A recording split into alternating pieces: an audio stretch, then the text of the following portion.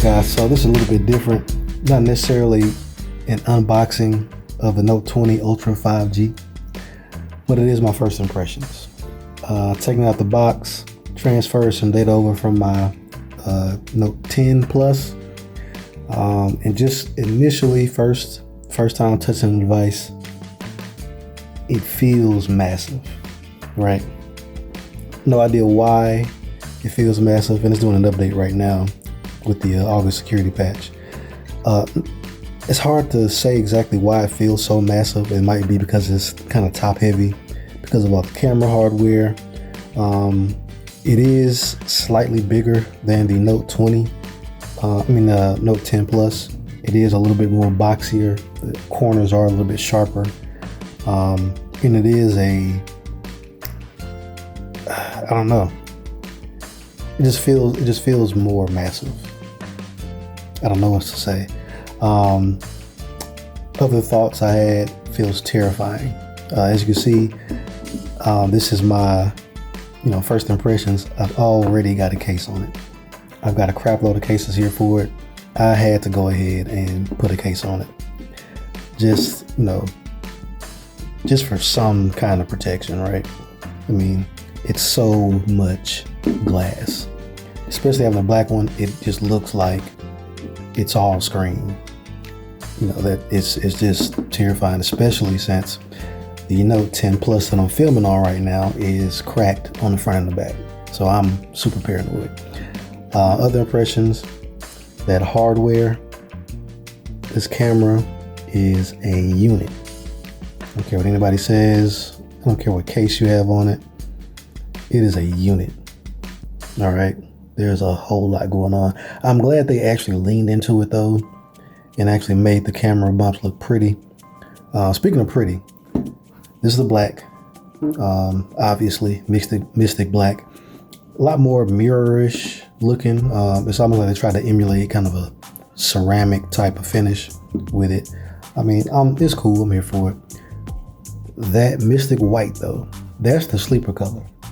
All the reviewers got the Mystic, Mystic Bronze, whatever. That salmon pink rose gold color. I don't care what nobody says. That Mystic White with the silver camera housing and the silver trim, that thing is clean, man. I might have to do something. I might have to work something out to get that in my life. But the black, I'm always, black is almost a rare color nowadays. So I am, I'm happy with the black, to be honest. But to give you guys kind of a walk around, I'll pop it out the case for a second. That bump though, man. That camera bump.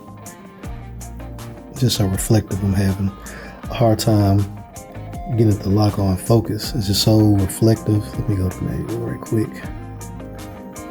Yeah. But that camera bump is real, man. No doubt about it. Is a unit. Look at that height, man. That is crazy. When you put it on the table for the first time, you know exactly what you're dealing with.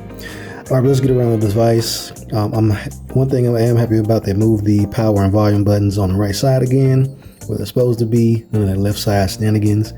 And then they hit me in the face with moving the S Pen onto the left side. I understand you got a lot going on the back here.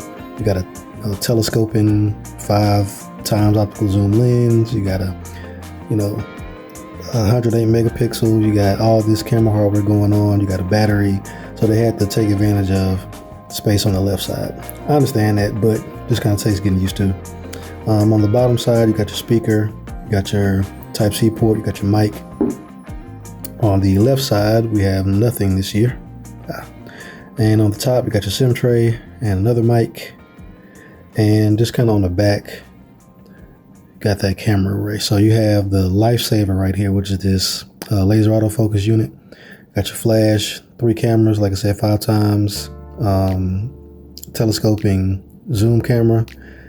I believe this is the main. I believe this is a wide. I believe this is 108. I believe this is 12, if I'm not mistaken. If I am, I'll annotate it at the bottom of the screen down here with the corrections. Up front, obviously, you have the talk of the town. Some people hate it, some people love it. I'll love it if I can get it in focus. All right, there you go. You have the 6.9 inch 120 hertz dynamic AMOLED screen. It looks good.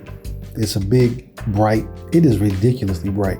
I was trying to film this earlier, and even at the lowest setting, it was almost blowing out. It can get really bright. Obviously, something like that, the battery's gonna take a hit. I have no idea what the battery life is like right now. I haven't even used it. I still got my SIM in the OnePlus Nord. When I finish my review on that, I'll pop my SIM in this, but I will be kind of playing around with the camera. It launches in 2 days. This is the 18th or the 19th. Comes out on the 21st. Like I said, it's installing an update now. I'm trying to wait till I get the retail software on there before trying to take the phone down through there, with a lot of extensive testing. But I'll just back up from loading. But I mean, it's a unit, man. It really is. I'm shooting this in 60 hertz, so you might be able to pick up a little bit of the smoothness of the display. It's not startling. To be honest, I'll say the most impressive display I've seen yet has been the Oppo Find X2 Pro. It's a 3K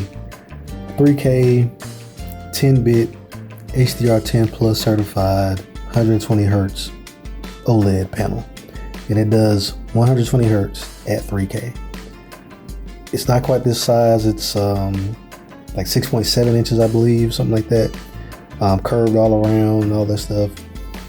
Still one of the most impressive displays I've seen. This one is nice, and I don't have them side by side, but if Samsung if they can get you the full resolution at 120 hertz, that's where I think the impressiveness will come from. It's just not as jarring, right? I don't know. Other things I've noticed, camera bump actually is becoming like a nice place to sit your finger when you're holding the device. So I appreciate that. I have the unlocked version straight from Samsung. This is after me installing a couple of apps. This is the number of apps. Like, you got your Samsung ones up here, not that many. It's kind of crazy. You got your Google apps, once again, not that many. I think I installed Netflix. What else? I think maybe Facebook came on here, and maybe YouTube Music is from me. But I mean, not much bloat at all, which I appreciate. Like I say, it's just kind of a lot of minor changes. Like I said, the bump on the back is really the most jarring change for the year.